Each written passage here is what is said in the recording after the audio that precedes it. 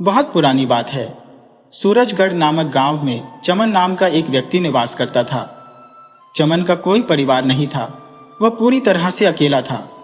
अपनी रोजमर्रा की जरूरतों को पूरा करने के लिए वह अपने गांव और आसपास के इलाकों में मेहनत मजदूरी करता और अपनी जीविका चलाता था। स्वभाव से चतुर और बेहद चालाक चमन हर परिस्थिति में अपने फायदे की राह ढूंढ लिया करता था। एक दिन जब वह नदी पार के दूसरे गांव में काम की तलाश में जा रहा था तो उसकी नजर नदी किनारे एक चमकती हुई वस्तु पर पड़ी। चमन ने उसे उठा लिया। देखने में वह वस्तु किसी कीमती हीरे की भांति प्रतीत हो रही थी। चमन उसे लेकर अपने घर लौट आया। घर आकर उसने उस वस्तु को बड़े जतन से साफ किया और रगड़ रगड़ कर धोया। अब वह वस्तु बिल्कुल हीरे जैसी लगने लगी, लेकिन असलियत में वह केवल कांच का एक टुकड़ा थी। चमन ने सोचा कि इस वस्तु को किसी बड़े जौहरी के पास बेच देना चाहिए। ये विचार आते ही वह नगर के मशहूर जौहरी सेठ रतनलाल की दुकान पर जा पहुंचा। सेठ रतनलाल पूरे नगर में अपनी पारखी नजर और बेजोड़ हीरे जवाहरात के लिए विख्यात था। उसकी दुकान पर अनेक अनमोल रत्न और दुर्लभ हीरे उपलब्ध थे। नगर के धनाढ्य व्यक्तियों के साथ साथ कई राज्यों के मंत्री, दीवान और राजा महाराजा भी उसके ग्राहक थे। राज परिवार के लोग अक्सर उसकी दुकान पर आया करते थे। सेठ रतनलाल किसी भी हीरे को देखकर उसकी असली कीमत पहचानने में माहिर था। चमन लाल ने सेठ रतनलाल के पास पहुंचकर बड़े आत्मविश्वास से कहा, सेठ जी, मैं आपके लिए एक बेशकीमती और दुर्लभ हीरा लेकर आया हूं। यह हीरा हमारी कई पीढ़ियों से हमारे खानदान में सुरक्षित रखा गया है। मेरी मां के निधन के बाद यह मुझे विरासत में मिला है। सच कहूं तो मुझे समझ नहीं आ रहा कि इसका क्या करूं।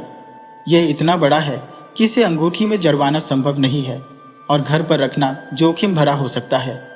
इसके अलावा मैं अत्यंत निर्धन हूं और अपनी जरूरतों को पूरा करने के लिए धन की आवश्यकता है।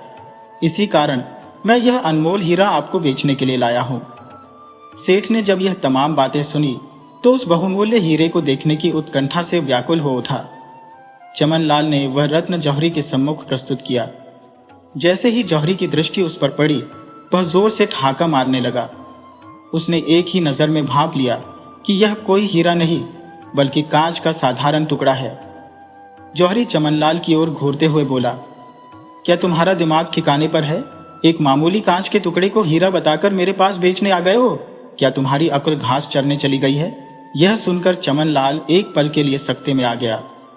वह मन ही मन समझ गया कि अगर सेठ इस रत्न को नकली करार दे रहा है तो यह अवश्य ही कांच का टुकड़ा होगा, क्योंकि पूरे नगर में उसकी परख के बराबर कोई नहीं था। फिर भी वह ऐसा अभिनय करने लगा जैसे उस पर झूठा आरोप लगाया गया हो। चमनलाल ने कहा, अरे सेठ जी, मैं कसम खाकर कहता हूं, यह सचमुच एक बेशकीमती हीरा है। इसे मेरे परदादा ने मेरे दादा को, मेरे दादा ने मेरे पिता को और मेरे पिता ने अपनी अंतिम घड़ी में मेरी मां को सौंपा था। यह खानदानी निशानी हमने बरसों तक सहेज कर रखी है, मगर मेरे घरेलू हालात इस वक्त कुछ ठीक नहीं है, इसीलिए मजबूरी में इसे बेच रहा हूं। मैं तो बस यही कहता हूं कि आप इसे अपने पास रख लें। आपकी दुकान पर कई ग्राहक आते हैं। जब भी किसी को यह पसंद आ जाए, इसे बेचकर मुझे कीमत दे दीजिएगा। समय की कोई पाबंदी नहीं है। 1 महीने, 2 महीने, 4 महीने, जब भी बिके। क्या आप मेरे लिए इतना भी नहीं कर सकते? चमनलाल की बातें सुनकर जौहरी गहन विचार में पड़ गया। थोड़ी देर सोचने के बाद उसने नकली हीरा अपने पास रख लिया और बोला, ठीक है, मैं इसे रख लेता हूं, लेकिन यह तो बताओ कि इसे कितनी कीमत पर बेचो। चमनलाल तुरंत बोला, कम से कम 10,000। जौहरी फिर से हंस पड़ा और कहने लगा, भाई, तुम्हारा यह हीरा 10,000 में कभी नहीं बिकेगा। खैर, कोई बात नहीं, मैं तुमसे पक्का वायदा तो नहीं करता, लेकिन इस हीरे को मेरे पास छोड़ जाओ। अगर कोई इसे खरीद लेता है तो मैं तुम्हें इसके पैसे दे दूंगा। चमनलाल ने वह हीरा जौहरी को सौंप दिया और अपने गांव लौट गया। 3 महीने बीत गए, लेकिन चमनलाल का वह हीरा जौहरी के पास वैसे का वैसे ही पड़ा रहा। एक दिन एक राजकुमारी का सेवक जौहरी की दुकान पर आया और कहने लगा कि वह अपने राज्य की राजकुमारी के आदेश पर एक बहुमूल्य हीरा खरीदने आया है। राजकुमारी अपनी सहेली को उपहार स्वरूप एक अद्वितीय मोतियों की माला में जड़ित हीरा भेंट करना चाहती थी। चूंकि पूरे नगर में तुम्हारे समान अनुभवी और चतुर जौहरी कोई नहीं था, इसलिए मैं सबसे पहले तुम्हारे पास आया हूं। अपनी प्रशंसा सुनकर सेठ अति प्रसन्न हुआ। उसने राज दरबार के उस सेवक की यथासंभव आवभगत की और उसके समक्ष एक से बढ़कर एक बेशकीमती हीरे प्रस्तुत करने लगा। सेवक बड़ी बारीकी से उन हीरों का निरीक्षण करता रहा और बार बार वाहवाही करता, परंतु उसकी अपेक्षाओं के अनुरूप कोई भी रत्न उसे नजर नहीं आया। यदि कोई हीरा उसकी पसंद का होता तो वह या तो बहुत महंगा होता या उसका आकार अनुपयुक्त। अगर किसी का आकार ठीक होता तो उसकी चमक में कमी रह जाती। हर हीरे में वह कोई न कोई कमी निकालता रहा और बार बार सेठ से कहता, सेठ जी कुछ और दिखाइए। इतनी सारी धरोहरें दिखाकर सेठ थक चुका था। अब उसके पास कोई ऐसा हीरा नहीं बचा था जो उसने सेवक को न दिखाया हो। अचानक उसे चमनलाल का दिया हुआ हीरा याद आया।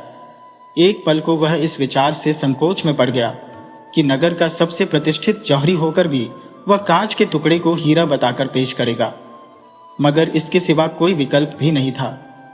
जौहरी सेठ समझ चुका था कि इस व्यक्ति को हीरों की परख नहीं है, यह एक नौसिखिया है। सेठ ने चमनलाल का दिया हुआ हीरा सेवक के समक्ष बढ़ाते हुए कहा, हुजूर, मैंने आपको अपने सभी हीरे दिखा दिए हैं और यह एकमात्र बचा है जो मेरे एक मित्र ने बेचने के लिए मेरे पास रखा है। आप इसे देख लें, शायद यह आपको भा जाए। उस नकली हीरे को देखते ही सेवक उछल पड़ा और प्रसन्नता से बोला, वाह, क्या अद्वितीय रचना है, क्या चमक है, क्या कलात्मकता है। यही तो वह अनमोल वस्तु है जिसकी हमारी राजकुमारी को तलाश थी। इसे देखकर वे अवश्य ही प्रफुल्लित हो उठेंगी।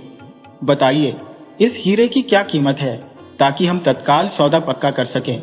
सेठ सेवक की मूर्खता पर मन ही मन मुस्कुराया और सोचने लगा कि यह व्यक्ति वास्तव में हीरे की समझ से कोसों दूर है, जो इतने कीमती रत्नों को छोड़कर इस साधारण कांच के टुकड़े को खरीदना चाहता है। उसने मन ही मन सोचा, अगर मैं इसकी कम कीमत बताऊंगा तो यह इसे सस्ता मानकर नकार देगा। चूंकि यह राज दरबार से आया है, उसके लिए 10,000 रुपए कोई बड़ी बात नहीं होगी। क्यों न मैं इससे 20,000 मांग लूं, जिसमें से 10,000 चमनलाल को दे दूंगा और शेष अपने पास रख लूंगा। इस प्रकार एक ही तीर से दो शिकार हो जाएंगे। थोड़ा विचार करने के बाद सेठ ने कहा, हुजूर, इस हीरे के मालिक ने इसकी कीमत 20,000 रुपये रखी है। सेठ ने हीरे की कीमत पर सहमति जताते हुए कहा, ठीक है, मैं इसे खरीदने के लिए तैयार हूं, मगर समस्या यह है कि मेरे पास इस वक्त पूरी रकम नहीं है। मेरे पास अभी केवल 5,000 रुपये है। आप ऐसा करें, इस रकम को बयाने के रूप में स्वीकार कर लें। बाकी पैसे मैं 1 हफ्ते के भीतर चुका दूंगा और हीरा ले जाऊंगा। जौहरी ने मुस्कुराते हुए कहा, ठीक है, मुझे इसमें कोई आपत्ति नहीं है। तब सेवादार ने बात को आगे बढ़ाते हुए कहा, ठीक है, तो सौदा तय हुआ। लेकिन जाने से पहले मैं एक बात स्पष्ट करना चाहूंगा। यदि मैं 1 हफ्ते के अंदर बाकी रकम नहीं चुका पाया तो जो 5,000 रुपए मैंने दिए हैं वे आपके हो जाएंगे। लेकिन यदि आपने इस 1 हफ्ते के भीतर यह हीरा किसी और को बेच दिया तो आपको मुझे मेरे 5,000 रुपये और 5,000 रुपये जुर्माने के तौर पर, यानी कुल 10,000 रुपये वापस करने होंगे, क्योंकि यह हीरा राजकुमारी के लिए है और मैं नहीं चाहता कि इसमें किसी भी प्रकार की उलझन हो। इसीलिए यह शर्त रख रहा हूं। मुझे लगता है कि यह शर्त हम दोनों के लिए उचित है। जौहरी ने सहमति में सिर हिलाते हुए कहा, मुझे आपकी शर्त मंजूर है। इसके बाद इस शर्त को लिखित रूप दिया गया और दोनों ने उस पर हस्ताक्षर किए। सेवादार ने 5,000 रुपये देकर वहां से विदा ली। अब सेठ अपने आप को बड़ा चालाक समझ रहा था। उसे लग रहा था कि उसने यह सौदा बहुत फायदे में किया है। वह मन ही मन खुश हो रहा था कि बिना किसी मेहनत के इतना मुनाफा हो जाएगा। 2 दिन बाद की बात है। जौहरी अपनी दुकान पर बैठा हुआ था, तभी चमनलाल वहां से गुजरते हुए उसकी दुकान पर आ गया।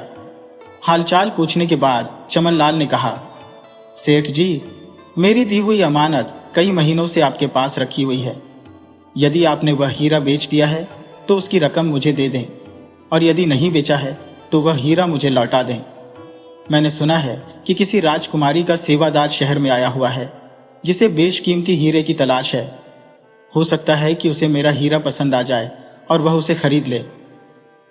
चमनलाल की यह बात सुनकर जौहरी के चेहरे का रंग उड़ गया। उसे मानो जोर का झटका लगा। वह सोच में पड़ गया कि अब क्या करे। यदि वह चमनलाल को यह बता देता कि उसका हीरा राजकुमारी के सेवादार को पहले ही बेच दिया गया है, तो चमनलाल को किसी न किसी तरह से पता चल जाएगा कि सौदा 20,000 रुपये में हुआ था। फिर उसे पूरी रकम चमनलाल को लौटानी होगी, और यदि उसने ऐसा नहीं किया तो चमनलाल उसकी बदनामी कर सकता है। इससे उसकी वर्षों की बनाई प्रतिष्ठा मिट्टी में मिल जाएगी और फिर कोई भी उससे हीरे खरीदने नहीं आएगा।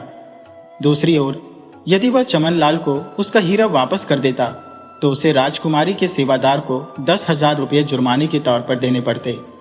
अब सेठ यह सोचने लगा कि वह इस स्थिति से कैसे निकले। गहराई से विचार करने के बाद जौहरी ने इस समस्या से निकलने का एक उपाय खोज निकाला। वह चमनलाल से कहने लगा, भाई साहब, आपके हीरे की पहचान करने में मुझसे एक भारी भूल हो गई थी।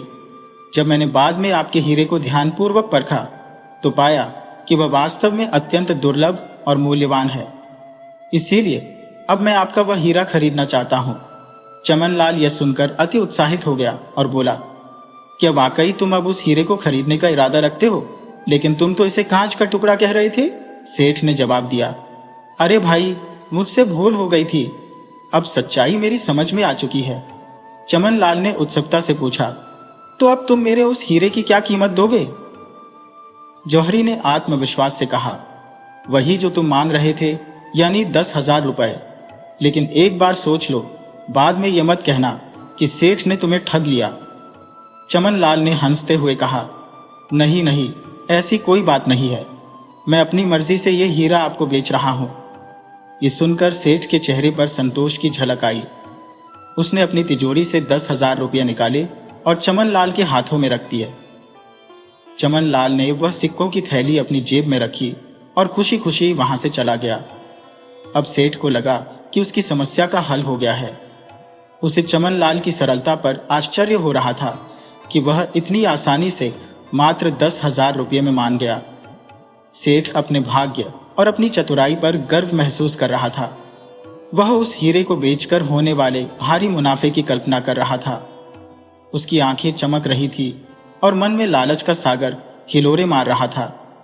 इसके बाद सेठ राजकुमारी के सेवादार के वापस आने का इंतजार करने लगा। सेवादार द्वारा दिए गए 7 दिनों की अवधि अब समाप्त हो चुकी थी, लेकिन वह लौटकर नहीं आया। जौहरी ने कुछ और दिन प्रतीक्षा की, परंतु सेवादार का कोई अता पता नहीं था। हालांकि सेठ के पास सेवादार द्वारा दिए गए 5,000 रुपये थे, लेकिन दूसरी तरफ उसने मात्र एक साधारण कांच के टुकड़े के लिए चमनलाल को 10,000 रुपये दे दिए थे। यह सोचकर सेठ बेहद परेशान था कि उसे बिना कुछ किए ही 5,000 रुपये का नुकसान हो गया। जब कई महीनों तक सेवादार वापस नहीं आया और न ही चमनलाल कहीं दिखा, तो सेठ के मन में आया कि वह कोतवाल के पास जाकर इसकी शिकायत कर दे। लेकिन फिर उसने विचार किया कि ऐसा करने पर उसकी प्रतिष्ठा पूरी तरह मिट्टी में मिल जाएगी। सभी यह जान जाएंगे कि इतना बड़ा और अनुभवी जौहरी भी एक साधारण देहाती द्वारा ठगा गया। सेठ ने अंततः चुप रहना ही बेहतर समझा। आज तक वह इसी आस में बैठा है कि शायद वह सेवादार कहीं से लौट आए और उस कांच के टुकड़े के बदले बाकी की रकम दे जाए, मगर ऐसा कभी नहीं हुआ। असल में वह सेवादार चमनलाल का मित्र था और दोनों ने मिलकर सेठ को बड़ी चालाकी से मूर्ख बना दिया।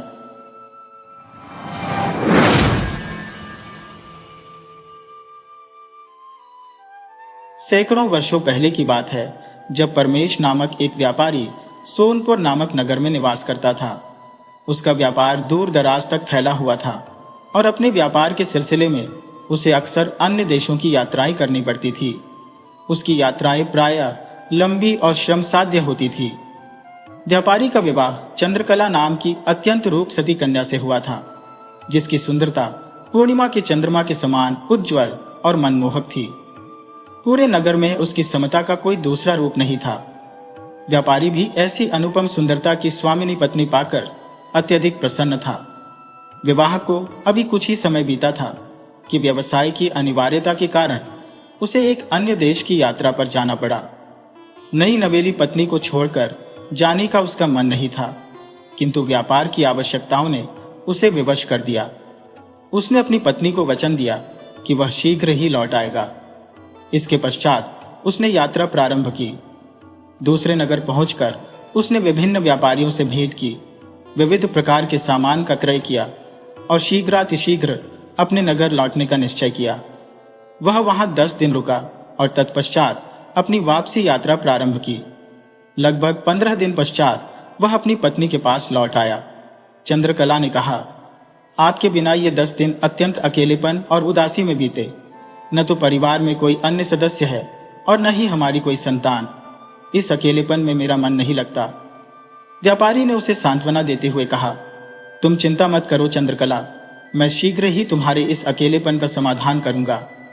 इसके उपरांत व्यापारी अपने लाए हुए सामान को बाजार में बेचने हेतु अपनी दुकान पर गया। उसने अच्छा लाभ अर्जित किया, किंतु मन में यह विचार बार बार खटक रहा था कि अपनी पत्नी के इस अकेलेपन का निवारण वह कैसे करे, क्योंकि व्यापार की यात्राएं तो उसकी नियति थी। इसी प्रकार दिन धीरे धीरे बीतते गए। एक दिन व्यापारी अपनी दुकान पर बैठा हुआ था जब उसने बाजार से गुजरते हुए एक व्यक्ति को देखा। उस व्यक्ति के हाथ में एक पिंजरा था जिसमें एक अत्यंत आकर्षक तोता कैद था। दरअसल वह व्यक्ति एक बहेलिया था जो पक्षियों को पकड़कर बाजार में बेचा करता था। व्यापारी ने उसे पुकारा और अपने पास बुलाकर पूछा, भाई, यह सुंदर तोता क्या तुम बेचने के लिए लाए हो? बहेलिया विनम्रता से बोला, जी हुजूर, यही हमारा काम है, पक्षियों को पकड़ना और बेचना। व्यापारी ने उत्सुकता से पूछा, तो फिर इस तोते की कीमत क्या है? बहेलिया ने उत्तर दिया, मालिक, इसकी कीमत पूरी 50 स्वर्ण मुद्राएं है। यह सुनकर व्यापारी चौंक गया और बोला, क्या 50 स्वर्ण मुद्राएं? एक तोते की इतनी ऊंची कीमत तो असाधारण है। बहेलिया मुस्कुराते हुए बोला, सेठ जी, ये कोई साधारण तोता नहीं है, ये अत्यंत बुद्धिमान और चतुर है। इसके अलावा यह मनुष्यों की तरह बातें भी कर सकता है। बहेलिया की बात सुनकर व्यापारी बहुत प्रसन्न हुआ। उसके मन में यह विचार आया कि क्यों न इस तोते को खरीदकर अपनी पत्नी चंद्रकला को उपहार में दिया जाए। जब वह व्यापार के लिए लंबी यात्राओं पर जाएगा तो उसकी पत्नी इस तोते से बातचीत कर सकेगी और अकेलापन महसूस नहीं करेगी। यह सोचकर व्यापारी का मन उमंग से भर गया। उसने बहेलिया से कहा, ठीक है, मैं 50 स्वर्ण मुद्राएं देकर इस बोलने वाले तोते को खरीदने के लिए तैयार हूं। इस प्रकार व्यापारी ने 50 स्वर्ण मुद्राएं देकर वह तोता खरीद लिया। तोते को सौंपते हुए बहेलिया बोला, सेठ जी, इस अद्भुत तोते के बारे में एक बात बताना चाहता हूं। यह अत्यंत विशेष है और इसे अधिक देखभाल की आवश्यकता होती है। आप इसे पिंजरे में रखिए, लेकिन दिन में कुछ समय के लिए इसे बाहर छोड़ना अनिवार्य है। यदि यह लंबे समय तक पिंजरे में कैद रहेगा तो बेचैन हो जाएगा। व्यापारी ने चिंतित होकर पूछा, अगर मैं इसे बाहर छोड़ दूं तो यह उड़कर भाग जाएगा और फिर लौट कर नहीं आएगा। बहेलिया ने कहा, आप इसकी चिंता न करें, ये तोता ताजी हवा का आनंद लेकर आपके पास लौट आएगा। परंतु यदि इसे बाहर नहीं छोड़ा गया तो यह बेचैनी में बीमार पड़ सकता है और अंततः मर भी सकता है। व्यापारी ने गंभीरता से बहेलिया की बात सुनी और कहा, ठीक है, मैं तुम्हारी इस सलाह का पूरा ध्यान रखूंगा। शाम के समय व्यापारी अपनी दुकान बंद कर जब घर लौटा तो उसने वह तोता अपनी पत्नी को सौंपते हुए कहा, देखो चंद्रकला, मैं तुम्हारे लिए एक अनमोल उपहार लाया हूं। चंद्रकला ने कहा, भला मैं इस तोते का क्या करूंगी? व्यापारी मुस्कुराते हुए बोला, यह कोई साधारण तोता नहीं है। यह मनुष्यों की भाषा बोलने वाला अत्यंत चतुर और बुद्धिमान तोता है।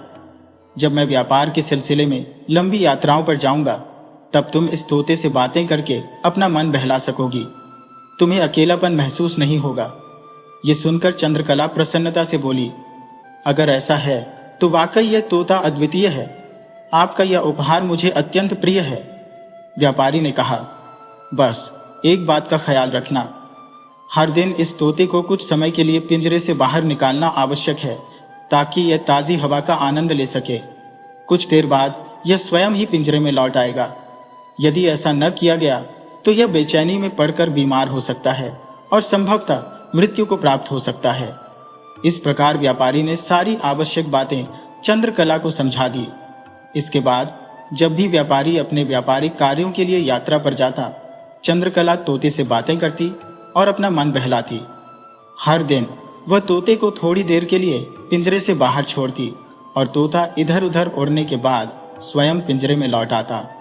इस प्रकार चंद्रकला को अब अकेलेपन का कोई एहसास नहीं होता था। कुछ समय इसी प्रकार बीत गया। फिर एक बार ऐसा हुआ कि व्यापारी को अपने व्यापार के सिलसिले में विदेश यात्रा पर जाना पड़ा। इस यात्रा में उसे अपेक्षाकृत अधिक समय लग गया। इसी दौरान एक दिन तोता घर के बाहर एक पेड़ पर जाकर बैठ गया और मनुष्यों की भाषा में जोर जोर से चिल्लाने लगा। तोता कह रहा था, व्यापारी की पत्नी धोखेबाज है, ये कुलक्षणी है, इसने व्यापारी के साथ विश्वासघात किया है, इसे घर से बाहर निकालो। सुबह सुबह जब लोग अपने अपने काम पर जा रहे थे तो उन्होंने देखा कि एक अत्यंत सुंदर तोता पेड़ की डाल पर बैठा हुआ है। जैसे ही कोई व्यक्ति उस पेड़ के नीचे से गुजरता, तोता जोर जोर से वही बातें चिल्लाने लगता। एक राहगीर जो वहां से गुजर रहा था रुक गया और तोते को ध्यान से देखने लगा। उसने तोते को पकड़ने की कोशिश की, लेकिन तोता उड़कर दूसरी डाल पर जा बैठा और फिर वही बात दोहराने लगा। व्यापारी की पत्नी धोखेबाज है, ये गैर मर्दों को घर बुलाती है।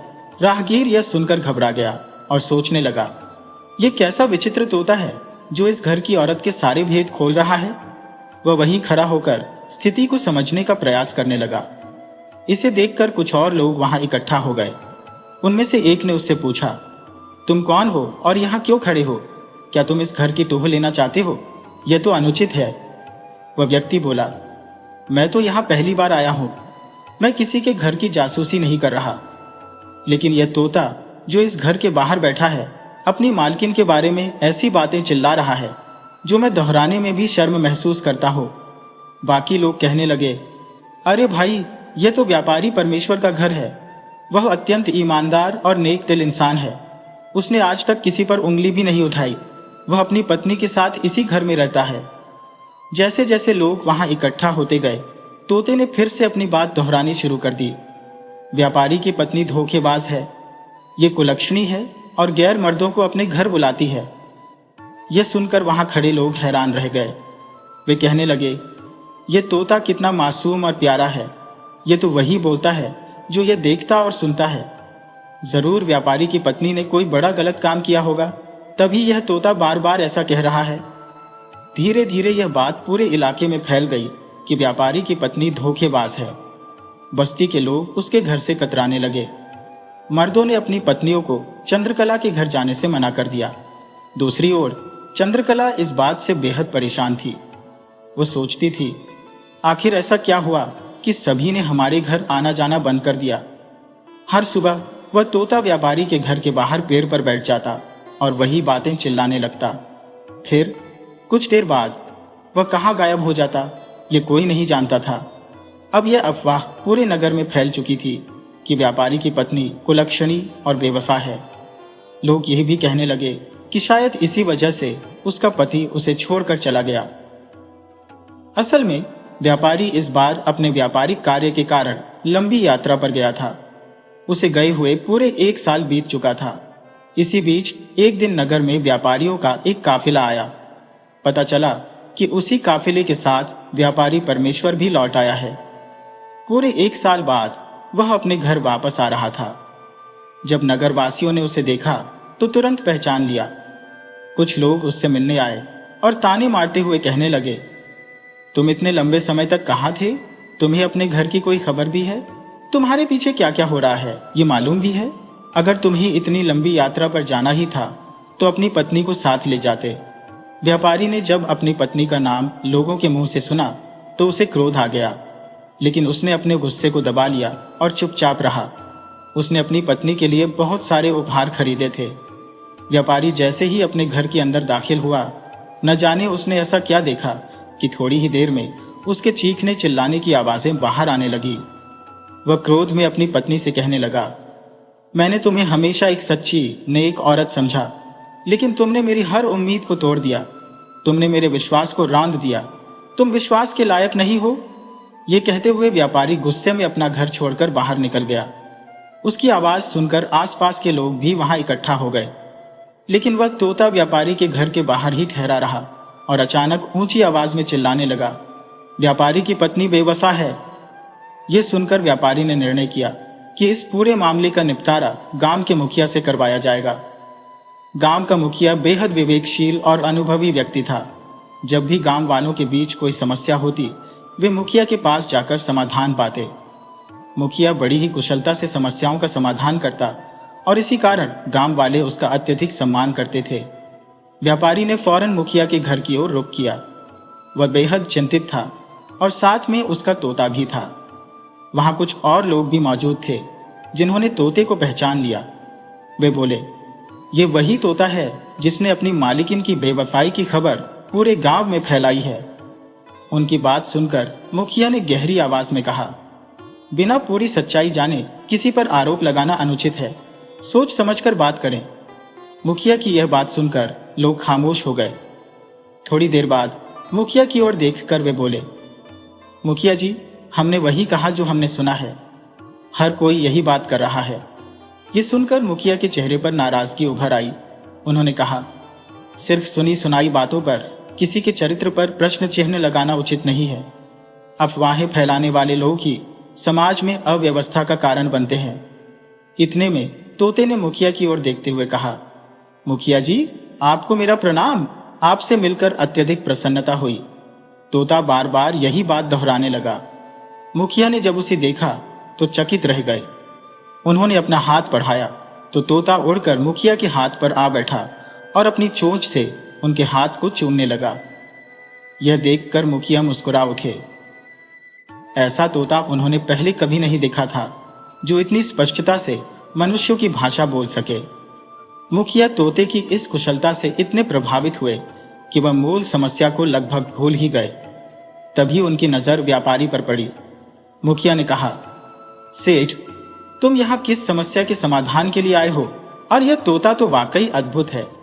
यदि मैं इसे खरीदना चाहूं तो इसकी क्या कीमत होगी? व्यापारी ने उत्तर दिया, मुखिया जी, ये तोता मेरा पाला हुआ है। मैंने इसे एक बहेलिये से खरीदा था ताकि जब मैं व्यापार के लिए बाहर जाऊं तो यह मेरी अनुपस्थिति में मेरी पत्नी के साथ संवाद करके उसका मन बहला सके। लेकिन आज मैं आपके पास अपनी एक जटिल समस्या लेकर आया हूं। मुझे पूर्ण विश्वास है कि आप इस उलझन को सुलझा देंगे। मुखिया और बाकी सभी लोगों की नजरें व्यापारी पर टिक गईं, जो भीतर ही भीतर टूटन और विषाद के सागर में डूबा हुआ था। मुखिया ने गंभीर स्वर में कहा, सेठ, बताओ तुम्हारे साथ ऐसा क्या घटित हुआ? तुम्हारी परेशानी क्या है? व्यापारी ने भारी मन से कहना शुरू किया, मैं व्यापार के सिलसिले में अक्सर विदेशों की यात्राएं करता हूं। अपनी पत्नी का मन लगाने के लिए मैंने एक तोता खरीदा था। ये वही तोता है जो आपके सामने बैठा है। मेरी पिछली यात्रा में मुझे लौटने में पूरा 1 साल लग गया। मैं एक साधारण व्यक्तित्व वाला आदमी हूं, लेकिन मेरी पत्नी, वह तो अनुपम सौंदर्य की मूरत है। पहली बार जब मैंने उसे देखा तो मेरी आंखें ठिठक गईं और दिल सिहर उठा। मुझे यकीन नहीं हो रहा था कि मेरे जैसे साधारण आदमी से उसकी शादी कैसे हुई। जब मैंने यह बात अपने रिश्तेदारों को बताई तो उन्होंने मुझे समझाया कि इसमें चिंता की कोई बात नहीं है, बल्कि मुझे इस बात का अभिमान होना चाहिए कि मुझे इतनी सुंदर पत्नी मिली।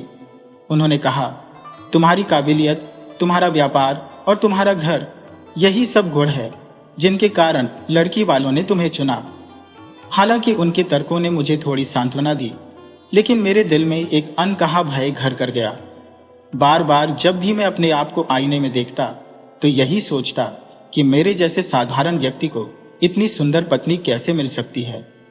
मुझे यह डर सताने लगा कि शायद इस लड़की का पहले किसी और के साथ प्रेम संबंध रहा होगा और उसके घर वालों ने दबाव डालकर उसकी शादी मुझसे करवा दी। इन विचारों ने मेरे मन को अशांत कर दिया। उसकी बेजोड़ सुंदरता, जो कभी मेरे लिए आकाश का चांद थी, अब फीकी और बेनूर लगने लगी, जैसे चांद पर कोई दाग दिख जाए। इसी द्वंद्व के कारण मैं अपनी पत्नी के साथ कठोरता से पेश आने लगा। गुस्से में मैंने एक अंगूठी उसके हाथ में पहनाई और स्पष्ट शब्दों में कहा, अगर तुम चाहती हो कि इस घर में तुम्हारा जीवन सुखद और सम्मानजनक बने तो मेरे नियमों का पालन करना होगा। मेरी हर बात माननी होगी, वरना मैं क्रोध में बहुत ही कठोर हूं। मुझे हमेशा यह आभास होता था कि शायद उसकी जीवन में पहले किसी और के प्रति कोई जुड़ाव रहा हो, लेकिन यह महज मेरे मन की एक भ्रांति थी। क्योंकि समय बीतने के साथ उसकी हर बात और व्यवहार में ऐसी कोई बात नजर नहीं आई जिसने मेरे संशय को पुष्ट किया हो। धीरे धीरे मेरी पत्नी के प्रति मेरा रवैया कोमल और सौम्य हो गया। वह तोता जिसे मैंने पहले ही खरीद रखा था, मेरी पत्नी को प्रसन्न रखने के उद्देश्य से लाया गया था। फिर एक दिन व्यापार के सिलसिले में मुझे दूरस्थ देश जाना पड़ा। मेरे व्यापारी मित्र ने वहां मुझे बुलावा भेजा था। ऐसे लंबे सफर पर अपनी पत्नी को साथ ले जाना असंभव था, क्योंकि वह अत्यंत सुंदर और सदा सजी संवरी रहती थी। जब से वह मेरे घर आई थी, पड़ोस के लोग दीवारों से झांक झांक कर उसे देखने की कोशिश करते। यह सब मुझे क्रोध से भर देता। कई बार मैंने लोगों से वाद विवाद तक कर लिया, फिर भी मेरी पत्नी बेहद ईमानदार थी। मैंने उसे कभी घर की दहलीज पार करते या किसी अवांछनीय स्थिति में नहीं देखा। मेरा विश्वास उस पर गहराने लगा। जब मैं अपनी व्यापारी यात्रा पर निकला तो इस तोते को मैंने घर पर ही छोड़ दिया। जाते समय उसे समझा दिया, तुम्हारा काम यह सुनिश्चित करना है कि मेरे घर और मेरी पत्नी की सुरक्षा बनी रहे। यदि कोई दीवार फांदने की कोशिश करे तो जोर से शोर मचाना, ताकि आस पड़ोस के लोग इकट्ठा हो जाए। वफादार तोते ने मुझे आश्वासन दिया, मालिक, जैसा आपने कहा है मैं वैसा ही करूंगा। आपकी अनुपस्थिति में सब कुछ संभालूंगा। इस तरह मैं अपनी पत्नी को अकेला छोड़कर रवाना हो गया। समय के पंख लग गए और 1 वर्ष बीत गया। जब मैं घर लौटा तो वह दृश्य मेरी कल्पना से परे था। इतना कहते कहते व्यापारी चुप हो गया। मुखिया ने उसकी खामोशी भांपकर पूछा, आखिर तुमने ऐसा क्या देखा? व्यापारी ने गहरी सांस लेते हुए कहा, मैंने देखा कि कमरे के भीतर से मेरी पत्नी के रोने की आवाजें आ रही थी। जब मैं अंदर गया तो उसके कपड़े जगह जगह से फटे हुए थे। मुझे देखते ही वह तुरंत वहां से भागकर दूसरे कमरे में चली गई और अपने ऊपर एक शाल ओढ़ लिया। उसकी इस हरकत से मेरे भीतर संदेह जाग उठा। उस कमरे से मुझे किसी अन्य व्यक्ति की आवाजें भी सुनाई दी। बाहर अंधेरा फैल चुका था। मेरी दुविधा और बढ़ गई जब मेरे वफादार तोते ने जोर जोर से चिल्लाकर कहा, आपकी पत्नी धोखेबाज है, वह गैर मर्दों को घर में बुलाती है। तोता बार बार यही बात दोहरा रहा था। उधर मेरी पत्नी मुझे देखकर प्रसन्न होने के बजाय घबराई हुई प्रतीत हो रही थी। उसने कहा, आप अचानक आ गए, मुझे इसका अनुमान नहीं था। अगर आप पहले चिट्ठी भेज देते तो मैं आपके स्वागत की तैयारी कर लेती। उसकी बात सुनकर मेरा गुस्सा आसमान छू गया। जब वह मेरे पास आई तो मैंने आवेग में उसे एक जोरदार थप्पड़ जड़ दिया। क्रोध में चिल्लाते हुए मैंने पूछा, ये सब क्या है? इस कमरे में कौन था? मैं जैसे पागल हो गया था। पूरे कमरे को टटोलने लगा, सामान इधर उधर फेंकने लगा। मैं उस शख्स की तलाश करना चाहता था जो उस कमरे में छिपा हुआ था। मुझे तो पहले से ही अपनी पत्नी पर शक था, लेकिन अब मेरा शक यकीन में बदल गया था कि मेरी अनुपस्थिति में वह अपने प्रेमी को घर बुलाती है। इतना कहते ही व्यापारी ने अपना सिर झुका लिया। उसकी बातें सुनकर वहां खड़े सभी लोग स्तब्ध रह गए। तोता कभी मुखिया को देखता तो कभी अपने मालिक की ओर। मुखिया ने तोते की तरफ ध्यान केंद्रित करते हुए पूछा, तुम्हारा मालिक जो कह रहा है क्या वह सच है? तुमने उस कमरे में क्या देखा? कहीं तुम झूठ तो नहीं बोल रहे? तभी वह तोता इंसानों की भाषा में बोल पड़ा, मुखिया जी, मैं अपने मालिक का अत्यंत वफादार हूं। मैं उनकी खातिर अपनी जान तक दे सकता हूं, पर उनके साथ गद्दारी करने की कल्पना भी नहीं कर सकता। तोते की यह बातें सुनकर मुखिया हतप्रभ रह गए। यह विचार उनके मन में कौंधा कि आखिर एक पक्षी इस तरह की स्पष्ट बातें कैसे कर सकता है। सामान्यतः तोता वही बोलता है जो उसे सिखाया जाता है, लेकिन यह तोता तो बेहद चतुर प्रतीत होता था। वह स्वतः ही ऐसी बातें करता जा रहा था। व्यापारी का यह तोता साधारण तोता नहीं था। वहां उपस्थित लोगों के मन में यह संदेह उत्पन्न होने लगा कि शायद इस तोते पर किसी आत्मा या अदृश्य शक्ति का प्रभाव है। अन्यथा कोई भी पक्षी इतनी साफ और सटीक भाषा में बोलने में सक्षम नहीं हो सकता। मुखिया ने गहरी सांस लेते हुए व्यापारी से कहा, अगर तुम्हें इतनी लंबी यात्रा पर जाना ही था तो अपनी पत्नी को साथ क्यों नहीं ले गए? बहरहाल अब जो भी हुआ है, इस मामले की पूरी सच्चाई सामने लानी होगी। यह देखना होगा कि वास्तव में तुम्हारी पत्नी ने तुम्हारे साथ विश्वासघात किया है या फिर यह तुम्हारी महज भ्रांति है। सच की तह तक पहुंचना आवश्यक है। व्यापारी ने मुखिया से हाथ जोड़ते हुए निवेदन किया, मुखिया जी, आप मेरी इस समस्या का समाधान कर दीजिए। यदि आप ऐसा कर पाए तो मैं यह तोता आपको उपहार स्वरूप दे दूंगा। मुखिया मुस्कुराए और गंभीरता से बोले, अब यह तोता तुम्हारे घर पर नहीं रहेगा। तुम जाओ और अपनी पत्नी के साथ सम्मानपूर्वक व्यवहार करो। मामले को शांतिपूर्ण ढंग से निपटाओ। तुम्हारी पत्नी की वास्तविकता शीघ्र ही उजागर हो जाएगी। व्यापारी असहज और व्याकुल प्रतीत हो रहा था, परंतु मुखिया पर उसका अटूट विश्वास कायम था। यही कारण था कि उसने मुखिया की सलाह मान ली। व्यापारी ने कहा, ठीक है मुखिया जी, मैं वही करूंगा जो आपने कहा है। इसी बीच तोता उड़कर व्यापारी के कंधे पर जा बैठा, लेकिन मुखिया ने तत्क्षण उसे पकड़ लिया। वहां पहले से रखा हुआ पिंजरा मुखिया के पास था, जिसमें उसने उस तोते को बंद कर दिया। पिंजरे में बंद होते ही तोता जोर जोर से चिल्लाने लगा और प्रार्थना करने लगा, मुझे मेरे मालिक के साथ जाने दो, मालिक मुझे छोड़कर मत जाओ। व्यापारी वहां से विदा हो चुका था। मुखिया ने तय कर लिया था कि आज रात वह स्वयं व्यापारी के घर जाएगा और घटनाओं का मूकदर्शी बनेगा। मुखिया को यह आभास हो रहा था कि तोते की कही बातें आधी सत्य और आधी कपोल कल्पना है। मामला शीघ्र ही पूर्ण रूप से उद्घाटित होने वाला था। तोते की चीख पुकार सुनकर मुखिया ने पिंजरा अपनी पत्नी को सौंप दिया और कहा, यह अत्यधिक चतुर और धूर्त तोता है।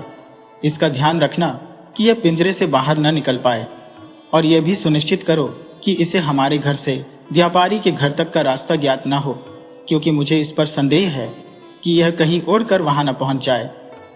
मुखिया ने अपने भेष में परिवर्तन किया और व्यापारी द्वारा दिए गए पते के आधार पर उसके घर की ओर चल दिया।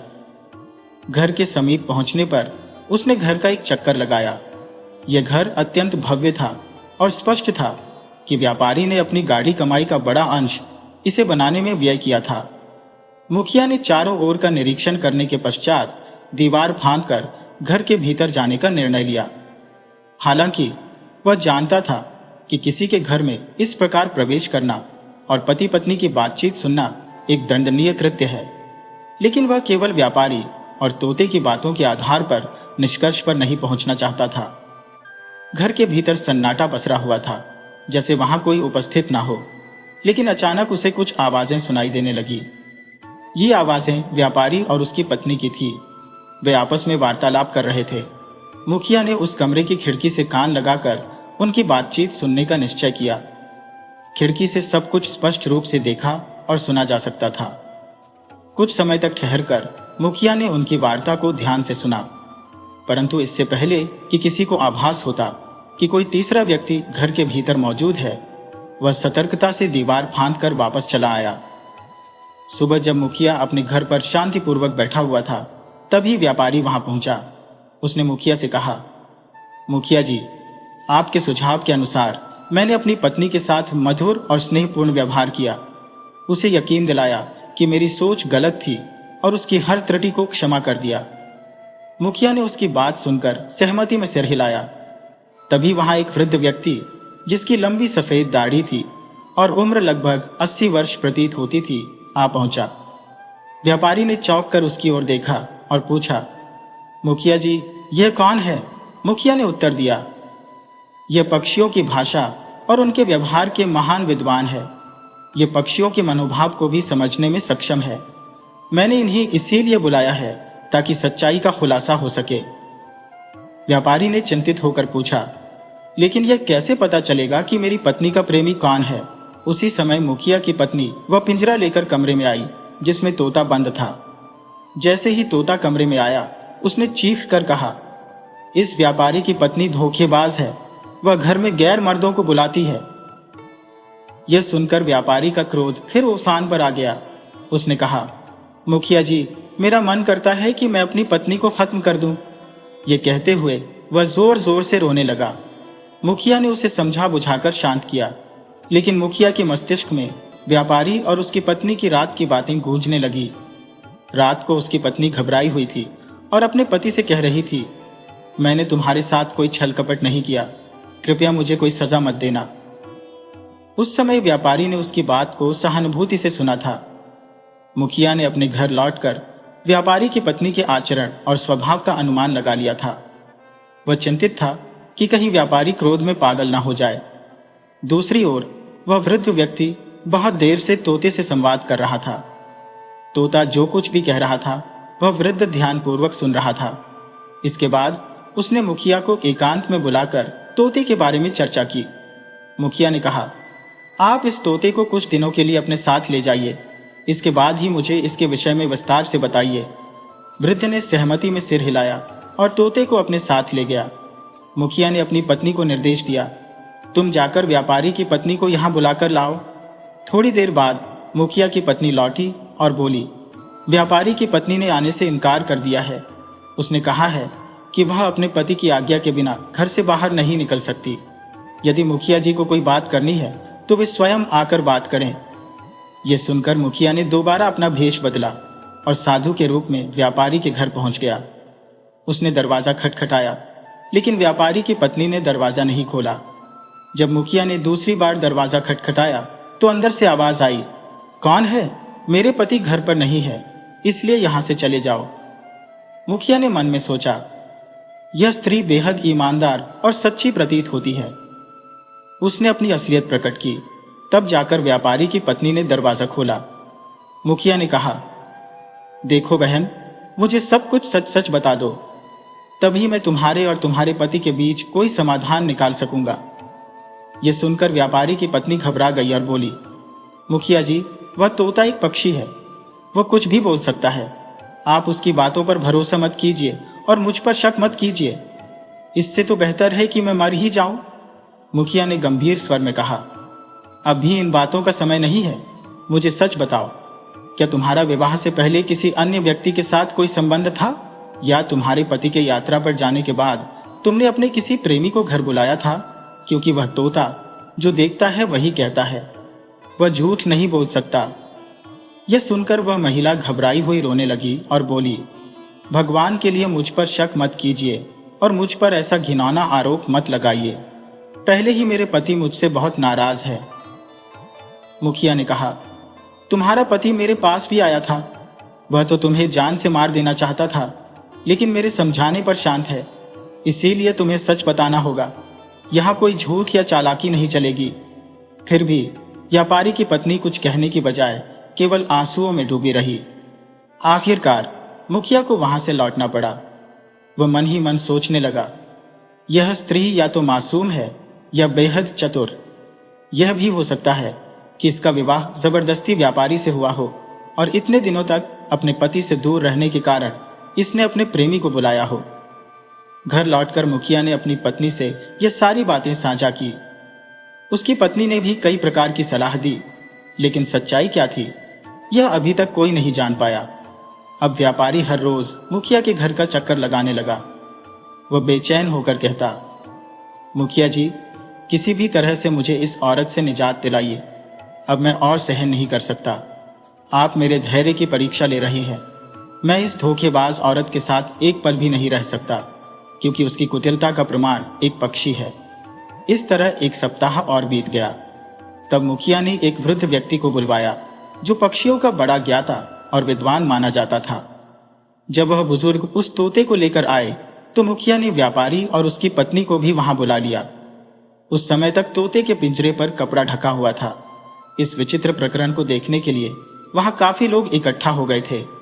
जैसे ही पिंजरे से कपड़ा हटाया गया, तोता व्यापारी की पत्नी को देखकर चिल्लाया, यह व्यापारी की पत्नी नहीं, मेरी पत्नी है। मेरी इसके साथ शादी हो चुकी है। तू मेरी पत्नी को मेरे हवाले कर दे, वरना मैं तुझे जान से मार दूंगा। आखिर तू होता कौन है मेरी पत्नी के पास खड़ा होने वाला? तोते के मुंह से इस तरह की बातें सुनकर वहां खड़े लोग भांचक के रह गए। व्यापारी का क्रोध उबाल खा रहा था। उसने चिल्लाकर कहा, यह क्या बेहुदा बात है? तुम एक पक्षी हो और मेरी पत्नी एक इंसान। उसकी शादी तुम्हारे साथ भला कैसे हो सकती है? तोता निर्भीक स्वर में बोला, तुम चुप रहो। मैंने कहा है कि यह मेरी पत्नी है और मेरी इसके साथ शादी हो चुकी है। धीरे धीरे वहां और भीड़ जमा हो गई। मुखिया के बुलावे पर आसपास के लोग भी वहां आ पहुंचे। व्यापारी कभी मुखिया की ओर देखता तो कभी भीड़ की ओर। उसकी झुंझलाहट और गुस्सा चरम पर था। वह मुखिया से शिकायत करता हुआ बोला, मुखिया जी, मैं आपके पास बार बार आया, लेकिन आपने मेरी समस्या का कोई हल नहीं निकाला। उसकी हालत देखकर मुखिया ने वहां उपस्थित लोगों से पूछा, आप लोग पहले यह बताइए कि क्या आप में से किसी को भी कोई समस्या है? ये सुनकर मोहल्ले के लोग कहने लगे, मुखिया जी, कुछ समय पहले हमारे मोहल्ले में एक विचित्र चोर आया था। जब हम रात में सो जाते थे तो वह हमारी कोई न कोई कीमती चीज चुरा ले जाता था। हमने सोचा, ये कौन सा चोर है जो पकड़ में नहीं आता। हमने चौकीदार भी रखे, लेकिन फिर भी वह हमें चकमा देकर कीमती सामान चुरा ले जाता था। सोने की अंगूठियां, गहने और अशर्फियां तक गायब हो जाती थी। फिर एक दिन ऐसा हुआ कि सुबह के वक्त हमारी चौपाल पर एक गठरी पड़ी मिली। जब उसे खोला गया तो उसमें वे सभी चीजें थी जो लोगों के घरों से चुराई गई थी। उस दिन हमें हमारा सारा सामान वापस मिल गया। इसके बाद हम सब ने इस घटना को भुला दिया। यह सब सुनकर व्यापारी की पत्नी चंद्रकला भय और कंपी से जकड़ी हुई खड़ी थी। उसके चेहरे पर पसीने की धाराएं स्पष्ट रूप से बह रही थी। मुखिया ने उसकी ऐसी दशा देखकर गंभीर स्वर में कहा, चंद्रकला, मोहल्ले के अन्य लोगों ने अपने हिस्से की सच्चाई उजागर कर दी है। अब आगे की सच्चाई तुम बताओगी या फिर मुझे बतानी पड़ेगी? मुखिया के इस कथन ने चंद्रकला को भीतर तक हिला दिया। वह अत्यंत घबरा गई, जबकि उसके पति के मन में तरह तरह की उलझनें उठने लगी। व्यापारी सोचने लगा, कहीं ऐसा तो नहीं कि मेरी पत्नी न केवल मुझसे छल कर रही है, बल्कि वह एक चतुर चोर भी है। मुखिया ने हाथ उठाकर उसे चुप रहने का संकेत दिया और दृढ़ता से बोले, आगे की बात तुम्हारी पत्नी स्वयं कहेगी। यह सुनकर चंद्रकला फूट फूट कर रो पड़ी और कांपते हाथों से तोते की ओर इशारा करते हुए बोली, जब मेरे पति काम के सिलसिले में शहर गए थे तो यह तोता मुझे अकेला छोड़ गए। उस समय मैं अत्यधिक व्याकुल थी, यह सोचकर कि इतने दिन अकेले कैसे बिताऊंगी। धीरे धीरे मैं इस तोते से बातें करने लगी और यह मेरा मन बहलाने लगा। मेरे पति ने मुझसे कहा था कि इसे दिन में एक बार पिंजरे से बाहर निकाल दो ताकि यह ताजी हवा का आनंद ले सके। मैंने ऐसा करना शुरू कर दिया। शुरुआत में यह थोड़ी देर में लौट आता, लेकिन धीरे धीरे यह दिन भर गायब रहने लगा और केवल सांझ ढलने पर वापस आता। ये कहाँ जाता है और क्या करता है, मुझे कुछ भी मालूम नहीं था। एक दिन मैंने इसे बगीचे में मिट्टी खोदते देखा, जिससे मुझे कुछ संदेह हुआ। इसके जाने के बाद जब मैंने वह जगह खोदी तो वहां बहुत सी अंगूठियां, अशर्फियां और सोने के गहने मिले। यह देखकर मेरी घबराहट और बढ़ गई। उसके बाद मैंने इस तोते पर नजर रखनी शुरू कर दी। मैंने देखा कि यह कभी अंगूठी, कभी पायल तो कभी हार लेकर आता और उसे बगीचे में छुपा देता। एक दिन जब यह तोता वापस पिंजरे में आया तो मैंने इसका पिंजरा नहीं खोला, इसे डांट लगाई और सजा के तौर पर खाना भी नहीं दिया। शायद किसी तरह पिंजरा खुला रह गया और यह फिर बाहर निकल गया। इसके बाद यह घर के बाहर लगे पेड़ पर बैठकर मेरे बारे में अनर्गल बातें करने लगा। मैंने इसके छुपाए हुए गहनों को जमीन से निकाला और पोटली में बांधकर चौपाल पर रख दिया ताकि जिनका भी यह सामान हो वे उसे ले सके। लेकिन जब मैं वापस घर आई तो इस तोते ने मुझ पर हमला कर दिया। इसने अपनी चोंच और पंजों से मुझे इतना घायल कर दिया कि मेरे कपड़े जगह जगह से फट गए। जब मेरे पति घर लौटे और मेरी यह हालत देखी तो भी न जाने क्या सोचने लगे, जबकि इस पूरे मामले की जड़ यही तोता था। इतने में वह वृद्ध व्यक्ति, जो पक्षियों का गहन ज्ञाता और अनुभवी विद्वान था, गंभीर स्वर में बोल उठा, यह तोता असाधारण रूप से चालाक और मक्कार बुद्धि का स्वामी है। मैंने इसे पूरे 7 दिनों तक अपने घर में रखा, इसके साथ संवाद किया और इसकी वास्तविकता उजागर की। इस व्यापारी के पास आने से पहले यह तोता चोरों की एक कुख्यात गिरोह के साथ रहता था। चोरों ने इसे बचपन से ही पाला और इतनी सटीकता से प्रशिक्षित किया कि यह उनके हर संकेत पर काम करता था। वे इसे बोलने का हुनर भी सिखा चुके थे। चोरों का गिरोह बड़ी चतुराई से इस तोते को किसी धनाढ्य मोहल्ले के निवासी को बेच देता था। जो बहेलिया इस तोते को व्यापारी को बेचने आया था, वह वास्तव में उसी गिरोह का सदस्य था। उसने व्यापारी को समझाया कि तोते को रोजाना कुछ समय के लिए पिंजरे से बाहर छोड़ना जरूरी है ताकि यह ताजी हवा में उड़ सके और बीमार न पड़े। लेकिन सच्चाई यह थी कि पिंजरे से बाहर आते ही यह तोता पूरे मोहल्ले का निरीक्षण करता था। यह ध्यान देता कि किसके पास कौन कौन से मूल्यवान गहने हैं और कौन मोहल्ले का सबसे धनी व्यक्ति है। फिर यह जानकारी अपने चोर साथियों तक पहुंचा आता था और शाम तक लौटकर पिंजरे में आ बैठता था। रात होते ही इस तोते द्वारा दी गई सूचनाओं के आधार पर चोर बड़ी आसानी से घरों में सेंध लगाते थे। जो मूल्यवान चीजें वे तुरंत साथ नहीं ले जा पाते, वे इस तोते के हवाले कर देते और यह उन्हें व्यापारी के बगीचे में जाकर छुपा देता। व्यापारी की पत्नी चंद्रकला ने यह सब अपनी आंखों से देखा था।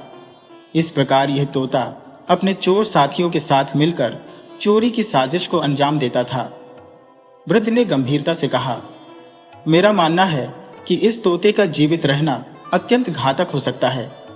इसे तुरंत समाप्त कर देना चाहिए, अन्यथा यह अपने गिरोह के साथ मिलकर और भी घरों में चोरी करवाता रहेगा और चंद्रकला जैसी ईमानदार महिलाओं का जीवन दूभर कर देगा। ये सुनते ही व्यापारी ने तत्क्षण कदम बढ़ाया और झपट कर तोते को अपने हाथों में पकड़ लिया। क्रोध में उसने उसकी गर्दन मरोड़ दी। तोता छटपटाता हुआ वहीं प्राण त्याग गया।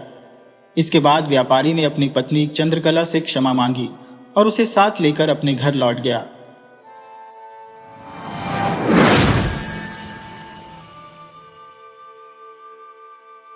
बहुत समय पहले की बात है। एक गांव में शेख चिल्ली नाम का एक युवक रहता था। उसके पिता का बचपन में ही देहांत होने के बाद उसकी मां ने उसे अकेले ही पाल पोसकर बड़ा किया था। शेख चिल्ली बेहद चुलबुले स्वभाव का था, लेकिन दिमाग से मूर्ख था। एक तो वह और उसकी मां गरीबी में दिन काट रहे थे और ऊपर से उसकी मूर्खता के कारण उसकी मां को आए दिन लोगों की जली कटी बातें सुननी पड़ती थी। लोगों के तानों से परेशान होकर एक दिन शेख चिल्ली की मां ने उसे घर से निकाल दिया। घर से निकाले जाने के बाद उसके पास रहने का कोई ठिकाना नहीं था। कुछ दिनों तक यूं ही भटकते भटकते वह पड़ोस के दूसरे गांव में जा पहुंचा। गांव के लोगों से वहां रहने के लिए अनुमति लेकर उसने गांव के पास ही अपने लिए एक झोपड़ी बना ली। शेख चिल्ली का स्वभाव बेहद नटखट व चुलबुला था, इसलिए देखते ही देखते वह गांव वालों से घुल मिल गया। गांव के सभी लोग उसे खूब पसंद करने लगे। शेख गांव वालों का छोटा मोटा काम कर देता और उसके बदले में वे उसे राशन व अन्य सामान देते, जिससे उसका गुजारा चल जाता। शेख चिल्ली बातें बनाने में भी माहिर था, इसलिए गांव के कुछ लड़के उसके शागिर्द की तरह हमेशा उसके आगे पीछे घूमते रहते थे। उस गांव के मुखिया की एक बेटी थी जो देखने में बेहद सुंदर थी। शेख चिल्ली की बातों और उसकी लोकप्रियता से प्रभावित होकर मुखिया की बेटी उसे पसंद करने लगी थी। अपनी बेटी की इच्छा को देखते हुए मुखिया ने शेख चिल्ली से उसकी शादी करा दी और साथ में संदूक भरकर आभूषण, रुपए व अन्य सामान देकर बेटी को विदा किया। शादी के बाद अपनी पत्नी को लेकर शेख चिल्ली अपने गांव लौट आया और सीधे अपनी मां से मिलने घर पहुंचा। उसने मां को पूरी कहानी सुनाते हुए अपनी पत्नी को मां से मिलवाया और शादी में मिले सारे सामान को उन्हें सौंप दिया। शेख चिल्ली की मां ने दोनों का घर में खुशी खुशी स्वागत किया, लेकिन मन ही मन में वह जानती थी कि शेख कोई काम नहीं जानता और मुखिया की बेटी से उसकी शादी किस्मत से हुई है। इसी तरह कई महीने बीत गए और एक दिन शेख चिल्ली की पत्नी अपने मायके वालों से मिलने अपने गांव चली गई। देखते ही देखते उसकी पत्नी को मायके गए हुए 1 साल से अधिक समय बीत गया, लेकिन न तो वह वापस आई और न ही कोई संदेश भेजा। शेख चिल्ली को अब पत्नी की चिंता सताने लगी थी। ऐसे में उसने अपनी मां से कहा कि वह अपनी पत्नी को वापस लाने जाना चाहता है। साथ ही उसने कहा कि वह अपने ससुराल जाने का रास्ता भूल गया है। उसने मां से गुजारिश की कि वह उसे उसकी पत्नी के गांव पहुंचने का रास्ता बताए। उसकी मां जानती थी कि शेख चिल्ली मूर्ख है, इसलिए उसने उससे कहा कि अगर तू अपनी नाक की सीध में सीधा चलता जाएगा तो अपने ससुराल पहुंच जाएगा और इस दौरान तुझे यहाँ वहां नहीं मुड़ना है। शेख चिल्ली की मां ने रास्ते के लिए कुछ खाने का सामान गठरी में बांध दिया और उसे ससुराल की ओर विदा किया। अपनी मां के कहे अनुसार वह अपनी नाक की सीध में चलता गया। रास्ते में उसे कई चट्टान, झाड़ियां, पेड़ और एक नदी मिली, जिन्हें उसने बिना अपना रास्ता मोड़े बड़ी मुश्किल से पार किया। इसी तरह चलते चलते 2 दिन बाद शेख चिल्ली अपने ससुराल पहुंच ही गया। उसके ससुराल पहुंचने पर सभी लोग बड़े खुश हुए और उसका स्वागत करने लगे। उसके ससुराल वालों ने उसे खाने पीने के लिए कई पकवान व शीतल पेय परोसे। इतना सब कुछ सामने होने के बाद भी उसने किसी को हाथ भी न लगाया और अपनी माँ द्वारा गठरी में बांधे खाने को ही खाया, क्योंकि उसकी माँ ने उसे केवल वही खाने के लिए कहा था।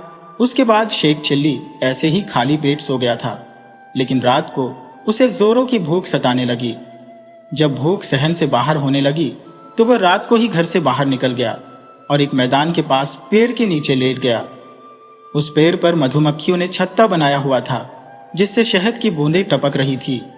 शेख चिल्ली करवटें बदल बदल कर पेड़ के नीचे ही सोता रहा और शहद की बूंदें उसके शरीर पर टपकती रही। देर रात को परेशान होकर वह उठकर वापस अपने ससुराल पहुंचा और घर के पास ही बनी एक कोठरी में जाकर सो गया। कोठरी में रुई के गोले रखे थे, जो शेख चिल्ली के पूरे शहद लगे शरीर से चिपक गए। रुई की गर्माहट से उसे जल्द ही गहरी नींद आ गई। सुबह जब शेख की पत्नी रुई लेने के लिए कोठरी में घुसी तो रुई में लिपटे शेख चिल्ली को देखकर वह डर गई और जोर जोर से चिल्लाने लगी। चीखने की आवाज सुनकर शेख की नींद टूट गई और वह जोर से उसे डांटते हुए चुप चुप कहने लगा। उसकी आवाज सुनते ही उसकी पत्नी कोठरी से बाहर भाग गई और शेख दोबारा सो गया। कुछ देर बाद उसकी पत्नी ने परिवार के अन्य लोगों को भी बुलाकर कोठरी में ले आई। कोठरी में रुई में लिपटा शेख चिल्ली बेहद डरावना लग रहा था।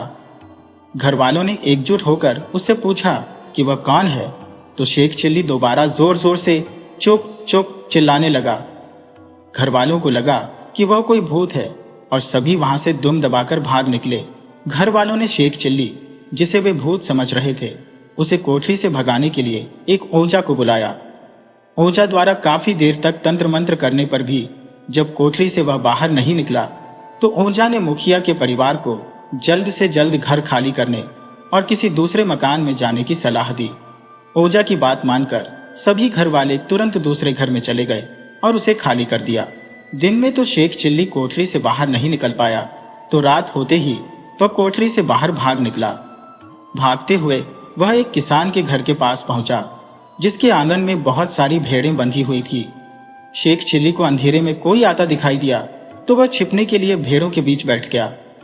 जिन्हें देखकर शेख चिल्ली छिपा था, वो दरअसल चोर थे, जो किसान की भेड़ें चुराने आए हुए थे। चोरों ने एक एक कर कई भेड़ों को उठाया और आंगन से निकलकर जाने लगे। उनमें से एक चोर ने रुई में लिपटे शेख चिल्ली को भेड़ समझकर उसे भी कंधे में उठा लिया और चलता बना। भेड़ों को लेकर भागते हुए चोर नदी के पास पहुंचे। इतने में सुबह होने लगी तो चोर भेड़ों को वहीं छोड़कर भागने लगे। इतने में चोर के कंधे पर लेटा शेख चिल्ली कहने लगा कि मुझे जरा धीरे से उतारना। भेड़ को बोलता समझकर चोरों को लगा कि वह जरूर कोई दैत्य है जो भेड़ का रूप धारण किए हुए है। चोर डर के मारे शेख चिल्ली को नदी में फेंक कर वहां से भाग गए। नदी के पानी से शेख चिल्ली के शरीर पर चिपकी हुई रुई और शहद पूरी तरह से धुल गया। खुद को पानी में अच्छे से साफ कर वो सीधा अपने ससुर के पास पहुंचा और अनजान बनकर उनसे पुराने घर को खाली करने का कारण पूछने लगा। मुखिया ने उसे चुप चुप वाले दैत्य की पूरी बात बताई। मुखिया की बात सुनकर शेख चिल्ली मन ही मन में बहुत खुश हुआ और अपने ससुर से कहने लगा कि वह उस घर से भूत को भगा सकता है। शेख चिल्ली की बात मानकर मुखिया पूरे परिवार के साथ पुराने घर में पहुंचा, जहां शेख कोठरी के सामने भूत को भगाने के लिए मंत्रोच्चारण करने का नाटक करने लगा। कुछ देर बाद उसने अपने ससुर से कहा कि वह भूत अब यहां से भाग गया है और वे लोग फिर से इस घर में रह सकते हैं। उसकी बातें सुनकर मुखिया बेहद खुश हुआ और पूरा परिवार दोबारा से अपने घर लौट आया। मुखिया व उसके परिवार ने शेख चिल्ली की बड़ी खातिरदारी की। ससुराल में कई दिन बिताने के बाद शेख चिल्ली ने एक दिन अपने ससुर से कोई कारोबार करने की इच्छा जताई। उसकी बात सुनकर उसके ससुर ने उसे जंगल से लकड़ियां लाकर व्यापार करने के लिए एक बैलगाड़ी खरीद कर दी। शेख चिल्ली जब लकड़ियां लेने के लिए जंगल जाने लगा तो रास्ते में उसकी बैलगाड़ी के पहिए से घर्षण की आवाज आने लगी। उसे लगा कि पहले ही दिन बैलगाड़ी आवाज कर रही है तो यह जरूर कुछ बुरा होगा, इसलिए उसने अपने आरी से बैलगाड़ी के पहियों को काट कर फेंक दिया और पैदल जंगल की ओर चल पड़ा। जंगल में शेख चिल्ली ने काटने के लिए मोटे पेड़ को चुना। पेड़ के तने भी काफी मोटे मोटे थे, तो उसे काटने के लिए वह पेड़ के ऊपर चढ़ गया। अपनी मूर्खता की वजह से वह जिस डाल पर बैठा था उसे ही काटने लगा। इतने में एक बुजुर्ग शख्स जो जंगल के रास्ते से गुजर रहा था, शेख चिल्ली को देखकर रुक गया। उसने उसे आवाज देते हुए कहा कि वह डाल को न काटे, वरना वह भी नीचे गिर जाएगा। शेख ने उस आदमी की बात को सुनकर भी अनसुना कर दिया और जोर जोर से डाल काटने लगा। कुछ देर बाद डाल के साथ वह भी जमीन पर गिर गया। शेख चिल्ली को लगा कि वह बुजुर्ग जरूर कोई अंतर्यामी है जिसे भविष्य दिखाई देता है। उसने बुजुर्ग से पूछा कि क्या आप मुझे बता सकते हैं कि मेरी मौत कब होगी? उस बुजुर्ग ने शेख को बहुत समझाने की कोशिश की, लेकिन जब उसे लगा कि वह ऐसे पीछा नहीं छोड़ेगा, तो उसने पीछा छुड़ाने के लिए उससे कहा कि तेरे भाग्य में आज शाम को ही मरना लिखा है। बुजुर्ग की बात सुनकर शेख चिल्ली डर गया और सोचने लगा कि अगर आज शाम को मुझे मरना ही है, तो क्यों ना मैं पहले ही अपने लिए कब्र खोद लूं और मौत का इंतजार करूं। ऐसा सोचकर उसने जंगल में ही एक बड़ा सा गड्ढा खोद लिया और उसमें लेटकर शाम होने का इंतजार करने लगा। इतने में शेख चिल्ली को वहां से एक शख्स गुजरता दिखाई दिया, जिसके हाथ में एक बड़ा सा मटका था। वह आदमी आवाज लगाते जा रहा था कि अगर कोई व्यक्ति मटके को उसके घर तक पहुंचा देगा तो वह उसे पैसे देगा। शख्स की आवाज सुनकर शेख चिल्ली जल्दी से गड्ढे से बाहर निकला और उससे कहा कि वह मटके को उसके घर तक छोड़ देगा। उस व्यक्ति ने भी मटका शेख को पकड़ा दिया और दोनों जंगल से बाहर निकलने लगे। मटके को सिर पर उठाए शेख चिल्ली सोचने लगा कि इस मटके को शख्स के घर पहुंचाने के बाद अगर उसे एक पैसा भी मिलता है तो वह उससे एक अंडा खरीदेगा। शेख चिल्ली सोचने लगा कि उस एक अंडे से मुर्गी पैदा होगी और मुर्गी जो अंडे देगी उससे दर्जनों अंडे, फिर दर्जनों मुर्गियां होंगी। उन्हें बेचकर वह एक बकरी खरीद लेगा। बकरी दूध के साथ साथ कई बकरियों को पैदा करेगी, जिन्हें बेचकर वह एक गाय खरीद लेगा और एक गाय से उसके पास दर्जनों गाय हो जाएंगी। शेख चिल्ली ने अपने ख्यालों में ही गायों को बेचकर घोड़े खरीदने और फिर उन्हें बेचकर मिले रुपए से मकान बनाने की योजना बना ली। शेख चिल्ली सोचने लगा, मैं घोड़े पर सवार होकर बड़े ठाठ से नगर की सैर करूंगा। हमारे नए घर में मैं और मेरी पत्नी और हमारे बच्चे रहेंगे। मैं ठाठ से घर के आंगन में बैठकर हुक्का पीऊंगा और बच्चे जब मुझे खाना खाने के लिए बुलाएंगे तो मैं नामे सिर हिला दूंगा। अपने ख्यालों की दुनिया में ही खोए शेख चिल्ली ने जैसे ही ना करते हुए जोर से सिर हिलाया, मटका उसके सिर से जमीन पर गिरकर टूट गया। मटके के टूटते ही उसके अंदर का सारा सामान मिट्टी में बिखर गया। यह देखकर उस व्यक्ति को बहुत गुस्सा आया और उसने शेख को खूब भला बुरा कहा और बिना पैसे दिए वहां से चला गया। शेख चिल्ली काफी देर तक सिर पकड़े जमीन पर टूटे मटके को देखते हुए अपने टूटे सपने के बारे में सोचता रहा। कभी भी किसी चीज के लालच में आकर ख्याली पुलाव नहीं पकाने चाहिए। किसी चीज को पाने का लालच और मेहनत न करने से कुछ हासिल नहीं होता, बल्कि उल्टा और नुकसान ही होता है।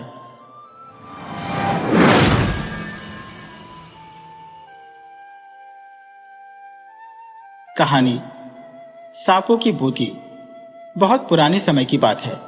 एक बहुत ही गरीब आदमी था। उसको एक ही बेटा था, पर वह अपनी गरीबी के कारण अपने इकलौते बेटे का भी पेट नहीं भर पाता था। अपने पिता की गरीबी से तंग आकर एक दिन उसका बेटा उससे बोला, मेरे प्यारे पिताजी, इस गरीबी में आपको अपना पेट भरना ही इतना मुश्किल हो रहा है। मैं आपके लिए बोझ बन गया हूं। क्यों न मैं खुद ही बाहर जाकर अपनी रोटी कमाऊं, क्योंकि इस छोटे से गांव में कोई भी काम मिलना संभव नहीं है। अपने बेटे को देने के लिए गरीब पिता के पास आशीर्वाद के सिवाय कुछ भी नहीं था। माता पिता ने भारी मन से अपने बेटे को विदाई दी। वह लड़का अपने भाग्य को आजमाने गांव से शहर की ओर चल दिया। शहर पहुंचने पर उसे पता लगा कि उनके राजा की किसी और राजा के साथ लड़ाई चल रही है और राजा को स्वस्थ नौजवानों को अपनी सेना के लिए जरूरत है। वह लड़का भी बिना कुछ सोचे समझे झट से राजा की सेना में भर्ती हो गया। शत्रु राजा की सेना बहुत ही शक्तिशाली थी। उसकी सेना के सामने इस लड़के के राजा वाली सेना का टिकना बहुत ही कठिन हो रहा था। इनका सेनापति सबको साहस बंधा रहा था, पर बहुत सारे सिपाही अपनी जान बचाकर भागने लगे थे। इस बहादुर लड़के ने जिंदगी को बहुत ही करीब से देखा था। गरीबी की जिंदगी जीने से तो लड़ते लड़ते मरना ज्यादा अच्छा है। यह सोचकर उसने पीठ दिखाकर भागने वाले सभी सिपाहियों को शत्रु का बहादुरी से सामना करने के लिए उकसाया, तो भाग रहे सिपाही भी वापस आ गए और अपनी मातृभूमि की रक्षा के लिए जी जान से लड़ने लगे। अंत में शत्रु की सेना को मैदान छोड़कर भागना पड़ा। बूढ़े सेनापति ने राजा से इस लड़के की बहादुरी की बहुत प्रशंसा की। उसे बहुत सारा धन इनाम में दिया गया और साथ ही अपने राज्य में ऊंचे पद पर रख लिया गया। अब वह लड़का राज दरबार और राजमहल का एक हिस्सा बन गया। राजा को एक बेटी थी जो बहुत ही सुंदर थी, पर अभी तक उसे उसकी पसंद का कोई भी युवक नहीं मिला था, क्योंकि उसने कसम खाई थी कि वह उसी युवक से शादी करेगी जो उसे इतना अधिक प्यार करेगा कि उसके मरने पर उसी की कब्र में साथ साथ दफन हो जाएगा, और अगर उसका पति पहले मरता है तो वह भी उसी के साथ उसकी कब्र में दफन हो जाएगी, क्योंकि पति की मृत्यु के बाद उसके जीवन का कोई महत्व ही नहीं रह जाएगा। राजकुमारी की यह बेहूदी सी कसम किसी भी युवक को पसंद नहीं थी। इसी वजह से उस राज्य का कोई भी युवक उस राजकुमारी से विवाह करने का इच्छुक नहीं था। पर इस गरीब लड़के को राजकुमारी से पहली नजर में प्यार हो गया था। वह किसी भी हालत में उससे शादी करने के लिए तैयार था। राजा ने उसे बहुत समझाया कि यह सब उसके बस की बात नहीं है। जीते जी किसी और के साथ उसकी कब्र में बंद रहना इतना आसान नहीं है। शादी के लिए हाँ करने से पहले उसे अच्छी तरह सोच विचार कर लेना चाहिए। ऐसा न हो कि बाद में अपना वचन न पूरा कर सके। अगर वह अपना वचन नहीं निभाएगा तो उसे मौत के घाट उतार दिया जाएगा। पर वह लड़का अपनी बात पर डटा रहा। अंत में राजा को अपनी बेटी का विवाह उससे करना पड़ा। काफी समय तक दोनों पति पत्नी बहुत ही सुखी जीवन बिताते रहे, पर एक दिन अचानक ही राजकुमारी बहुत बीमार पड़ गई। कोई भी डॉक्टर और उसकी दवा उस राजकुमारी को ठीक न कर सकी। काफी दिनों तक बीमार रहने के बाद एक दिन उस राजकुमारी की मृत्यु हो गई। अब तो उस लड़के को अपनी पत्नी के साथ ही उसकी कब्र में तब तक रहना था जब तक वह भूख से मर नहीं जाता। राजा को उस लड़के पर तरस आ गया तो उसने अपनी बेटी के लिए एक बड़ी सी कब्र बनवाई और इस लड़के के लिए कुछ दिनों का खाना पानी भी उस कब्र में रखवा दिया। बेचारा लड़का उस भोजन में से बहुत ही कम भोजन करता, जिससे वह कुछ लंबे समय तक जीवित रह सके, क्योंकि जीते जी मरना उतना आसान नहीं था जितना उसने सोचा था। पर अब इस कब्र में घुट घुट कर मरने के अलावा उसके पास कोई और रास्ता नहीं था। बाहर निकलने पर राजा के सिपाहियों को उसे जान से मार देना था। धीरे धीरे उसका भोजन और पानी भी खत्म होने लगा। अब वह अपनी मौत का इंतजार करने लगा। तभी एक दिन उस कब्र में एक बड़ा सांप घुस गया। लड़के ने अपनी तलवार से उसके 3 टुकड़े कर दिए। अगले दिन एक और सांप उस कब्र में घुसा, पर पहले वाले सांप को मरा देखकर एकदम ही वापस चला गया। फिर थोड़ी देर बाद वह सांप अपने मुंह में एक बूटी लेकर फिर कब्र में आया और उस बूटी को मरे हुए सांप के फन व आंखों पर रखा तो वह सांप फिर से जीवित हो गया और उसके देखते देखते दोनों सांप कब्र से गायब हो गए, पर वे अपनी बूटी वहीं छोड़ गए। लड़के ने सोचा कि क्यों न मैं इस बूटी को अपनी पत्नी के मुंह और आंखों पर रखे, शायद वह इससे जिंदा हो जाए। उसने वह बूटी उठाई और अपनी पत्नी के मुंह तथा आंखों पर रख दी। थोड़ी देर बाद उसकी मृतक पत्नी ने आंखें खोल दी और अपने पति को अपने पास देखकर बहुत हैरान हुई। उसके पति ने उसे कब्र से बाहर निकाला। राजकुमारी ने कब्र का दरवाजा खटखटाया तो सिपाहियों ने राजा को इसकी सूचना दी। राजा ने खुद आकर उस कब्र का दरवाजा खुलवाया और अपनी लड़की को फिर से जीवित देखकर बहुत हैरान हुआ। उस लड़के ने सिवाय अपनी विश्वसनीय नौकर के किसी को भी सांपों की बूटी के बारे में नहीं बताया। उसने वह बूटी अपने उस नौकर को संभाल कर रखने के लिए दे दी, यह सोचकर कि कब इस बूटी की जरूरत पड़ जाए। उस विश्वसनीय नौकर ने भी उस बूटी को संभाल कर रख दिया। सांपों की बूटी से उस राजकुमारी की आदतें बहुत बदल गईं। अब वह इस लड़की से इतना प्यार नहीं करती थी जितना पहले किया करती थी।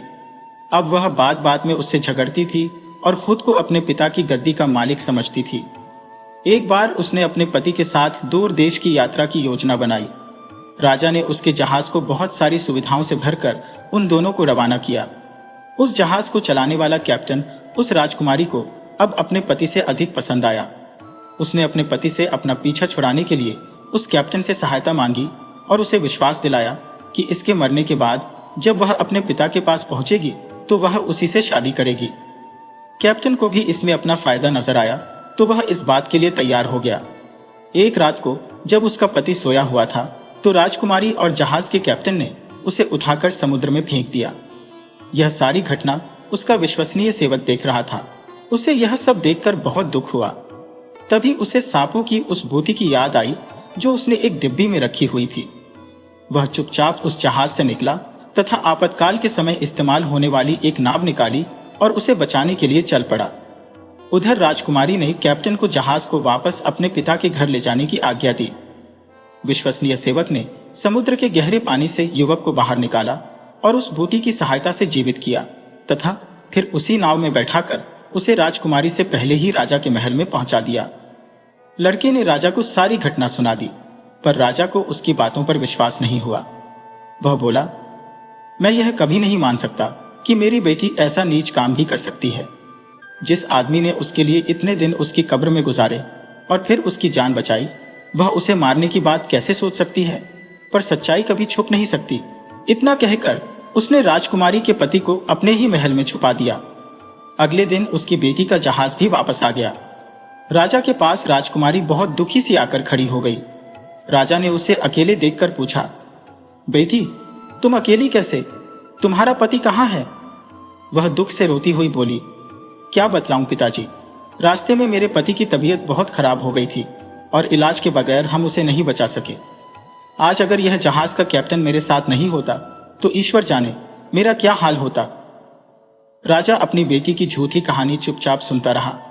फिर थोड़ी देर बाद उसने उसके पति को दरबार में बुलवाया। अपने पति को देखकर राजकुमारी हैरान रह गई। उसे तो जैसे सांप सूंघ गया। वह अपने पिता से अपने झूठ के लिए माफी मांगने लगी, पर पिता ने अपने सीधे साधे और सच्चे पति को धोखा देने के लिए अपनी बेटी को क्षमा नहीं किया।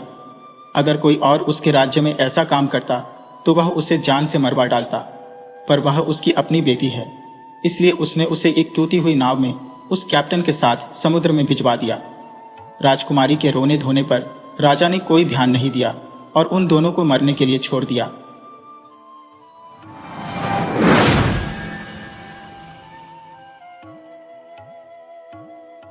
बहुत गहरे समुद्र में समुद्री राजा का महल था। वो अपनी बेटियों और बूढ़ी मां के साथ वहां रहता था। राजा का महल बेहद खूबसूरत था और वो अपनी बेटियों से बहुत प्यार करता था। सबसे ज्यादा प्यार वो अपनी सबसे छोटी बेटी से करता था। इस समुद्री राज्य का एक नियम था कि जो भी राजकुमारी 18 साल की हो जाती थी उसे समंदर की सतह पर जाने का मौका मिलता था। उससे पहले कोई भी राजकुमारी सतह पर नहीं जा सकती थी। राजा की 5वीं बेटी की सालगिरह का मौका था। सभी बहुत खुश थे। राजकुमारी को सभी जन्मदिन की बधाई दे रहे थे। राजा ने ऐलान किया कि मरीना अब 18 साल की हो गई और उसे सतह पर जाने की इजाजत दी जाती है, ताकि वो बाहरी की दुनिया, धूप व इंसानी दुनिया देख सके, उसका आनंद ले सके। राजा ने साथ ही मरीना को आगाह भी किया कि सागर की दुनिया इंसानी दुनिया से बहुत अलग होती है, इसलिए वो इंसानों के करीब न जाए और समय रहते अपनी दुनिया में लौट आए। यह सुन सबसे छोटी राजकुमारी ईवा भी सतह पर जाने की जिद करने लगी, लेकिन राजा ने साफ इनकार कर दिया क्योंकि वो 18 साल की नहीं हुई थी। ईवा बहुत दुखी हुई। उसे बेसब्री से अपने 18वें जन्मदिन का इंतजार था।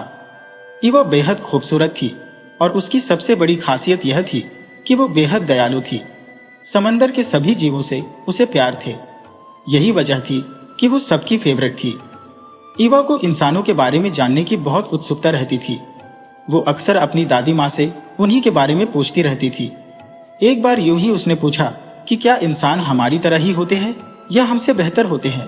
दादी मैंने बताया कि उनके पैर होते हैं जबकि हमारे पैर नहीं होते। मछलियों की तरह हमारे शरीर की बनावट होती है। इंसान बहुत प्रदूषण फैलाते हैं, इसलिए वो हमसे बेहतर नहीं होते। ईवा ने जानना चाहा कि क्या इंसान हमसे ज्यादा जीते हैं, तो दादी माँ ने समझाया कि वो 100 साल से ज्यादा नहीं जीते, जबकि मरमेड्स 300 साल तक जी सकती है और मरने के बाद वो समुद्री झाग बन जाती है। लेकिन यदि हम जीवन भर भले काम करें तो हम अमर हो सकते हैं और हवा की परियां हमें स्वर्ग ले जाती है उनके साथ रहने के लिए। इसी तरह समय बीतता गया और ईवा का 18वां जन्मदिन आ गया। उसे सबने बधाई दी। वो खुद बेहद उत्साहित थी। आखिर जिस पल का उसे इंतजार था वो आ गया था।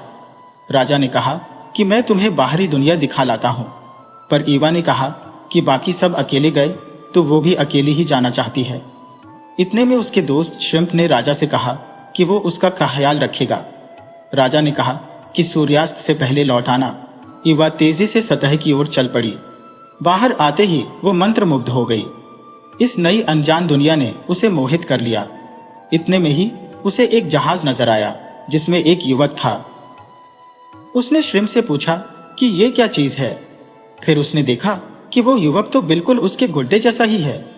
श्रिम्प ने बताया कि वो राजकुमार है और शायद अपना जन्मदिन मनाने आया है। ईवा राजकुमार की खूबसूरती से मोहित हो गई थी और वो गाना गाने लगी। इतने में ही तूफान आ गया। आसमान में काले बादल छा गए और तेज लहरों के बीच राजकुमार का जहाज फंस गया। इस तूफान में जहाज डूब गया। ईवा ने देखा तो वो राजकुमार को बचाने चल पड़ी और वो कामयाब भी रही। राजकुमार को वो किनार पर लाई। इतने में ही किसी के आने की आहट सुनकर वो छिप गई। कुछ लड़कियां वहां से गुजर रही थी और उन्होंने देखा कि राजकुमार वहां बेहोश था। इतने में राजकुमार को भी होश आ गया और उसने देखा कि एक खूबसूरत लड़की वहां खड़ी है। राजकुमार ने उसे अपनी जान बचाने के लिए धन्यवाद कहा। राजकुमार उसे अपना दिल दे बैठा। उस लड़की ने भी सच नहीं कहा। ईवा ने यह सब देखा। श्रिम्प ने कहा कि वो लड़की झूठा श्रेय ले रही है, पर ईवा ने कहा कि कोई बात नहीं, राजकुमार की जान बच गई, वो इसी से खुश है। सूर्यास्त होने को था तो दोनों वापस समंदर में लौट आए। नन्ही जलपरी का मन उदास था क्योंकि वो राजकुमार को पहली नजर में ही दिल दे बैठी थी, पर वो जानती थी कि उसे पाना नामुमकिन है। सागर के नियम ऐसे ही थे कि वो इंसानों से नहीं मिल सकती थी। श्रिम्प ने नन्ही राजकुमारी की हालत देख उसे एक उपाय सुझाया। वो उसे समुद्री डायन के बारे में बताने लगा, लेकिन उसने आगाह भी किया कि इसमें बहुत खतरा भी हो सकता है। लेकिन नन्ही जलपरी को तो बस राजकुमार को पाने की धुन थी। वो चल पड़ी समुद्री डायन से मिलने। समुद्री डायन ने अपने जादुई गोले में देखा कि लिटिल मरमेड उसकी मांद की ओर आ रही है। इतने में ही गोले में से एक भविष्यवाणी हुई कि राजकुमारी सबसे प्यारी और भावुक मन की है। वो अपने अच्छे कामों की वजह से एक पवन परी बन जाएगी और उसी वक्त तुम्हारे पाप खत्म हो जाएंगे और तुम्हारी मृत्यु हो जाएगी। डायन ने कहा कि ऐसा कभी नहीं होगा। इतने में ही राजकुमारी डायन तक पहुंच गई और उसने गुजारिश की कि वो इंसान बनना चाहती है।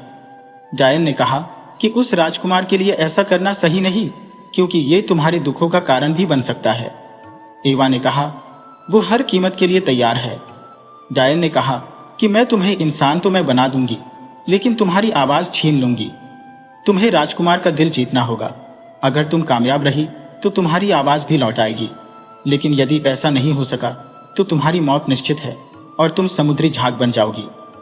नन्ही जलपरी ने शर्त मान ली। डायन ने उसे जादुई शरबत दिया और कहा इसे तट पर जाकर पीना। मरमेड ने ऐसा ही किया। शरबत पीते ही वो बेहोश हो गई। इस बीच उसकी मछली जैसी पूंछ पैरों में बदल गई, पर उसकी आवाज चली गई। उसे होश आया तो सामने राजकुमार था। राजकुमार ने कहा तुम ठीक हो, पर तुम हो कौन और सागर तट पर क्या कर रही थी? राजकुमार ने उसे आराम करने की सलाह दी। अगले दिन वो चलने लगी तो राजकुमार बेहद खुश हुआ। उसने उसके साथ डांस किया और उसकी नृत्य कला से काफी प्रभावित हुआ। राजकुमार ने कहा कि आज का दिन बहुत अच्छा है, मुझे मेरे जीवन का प्यार भी मिल गया। नन्ही परी को लगा कि वो उसकी बात कर रहा है। इतने में ही राजा का आगमन हुआ और राजकुमार ने राजा से उस लड़की का परिचय करवाया जो उसे तूफान वाले दिन मिली थी। राजकुमार ने कहा कि इसी ने मेरी जान बचाई थी, मैं इससे शादी करना चाहता हूं। राजा भी मान गए। लिटिल मरमेड का दिल टूट चुका था। यह सब देख श्रिम्प ने सागर में जाकर राजा को सब कुछ बताया।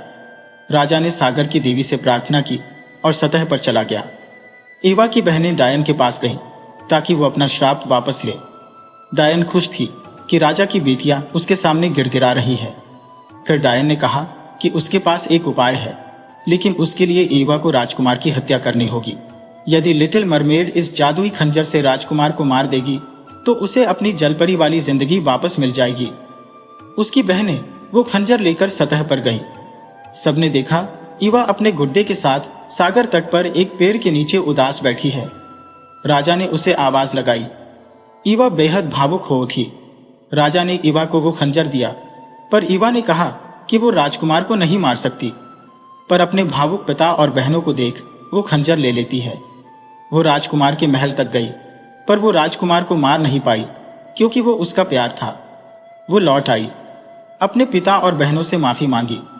ईवा ने कहा कि अब मेरी मौत निश्चित है, आप सब मुझे माफ कर देना। मैं अब झाग में बदलना चाहती हूँ, इस दुनिया से जाना चाहती हूँ। इतना कहकर वो समंदर में कूद गई। इतने में ही एक चमत्कारी शक्ति ने उसे खींच लिया और उसने देखा कि सामने पवन परी है। राजा बेहद खुश था कि उसकी सबसे प्यारी बेटी की जान बच गई। राजा ने परी को धन्यवाद कहा। ईवा समझ नहीं पा रही थी। परी ने बताया कि हम आकाश की परियां हैं और तुम अब हमारे साथ परी बनकर रहोगी। तुम्हारे उदार मन और सागर व इंसानों के प्रति प्यार को देखते हुए ये तुम्हारा इनाम है। तुम भविष्य में इंसानी रूप में भी जन्म ले सकती हो। लिटिल मरमेड ने सबको अलविदा कहा और अपने राजकुमार से भी कहा कि अगले जन्म में तुम ही मेरा प्यार बनोगे।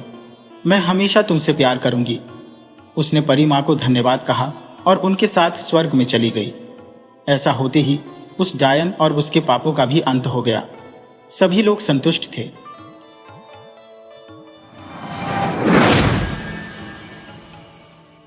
वीडियो अच्छी लगी हो तो इसे लाइक करें और ऐसी ही मज़ेदार कहानियों के लिए चैनल को सब्सक्राइब करें और बेल आइकन दबाएं। ज़्यादा से ज़्यादा अपने दोस्तों को शेयर करें। धन्यवाद।